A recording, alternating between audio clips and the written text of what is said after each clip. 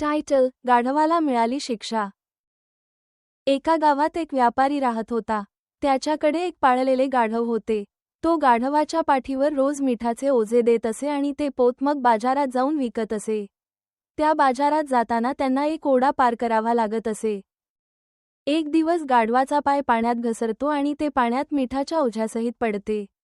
त्याचा मालक उठविण्यास मदत करतो आणि मग ते दोघे पुन्हा चालू लागतात. थोडेसे मीठ पाण्यात विरघळल्यामुळे गाढवाला हलके वाटू लागते आणि ते खूप आनंदी होऊन पुढची वाटचाल करू लागते. आता दररोज गाढव त्याचा पाय मुद्दाम पाण्यात घसारू लागले. गाढवाचे असे रोजचे खोटे नाटक पाहून त्याचा मालक गाढवाला धडा शिकवायचे ठरवतो. दुसऱ्या दिवशी व्यापारी गाढवाच्या पाठीवर कापसाचे ओझे ठेवतो. गाढव त्या दिवशी देखील मुद्दाम पाय घासारावते आणि पाण्यात पडते. आज पण त्याचा मालक उठवण्यास मदत करतो, पण गाढवाला काही उठता येत नाही कारण कापसाने पाणी शोषून घेतलेले असते. त्यामुळे ओझे हलके होण्याऐवजी जड झालेले असते. अशा प्रकारे गाढवाला चांगली शिक्षा मिळते. तात्पर्य: आपल्या कामाशी प्रामाणिकपणे राहावे.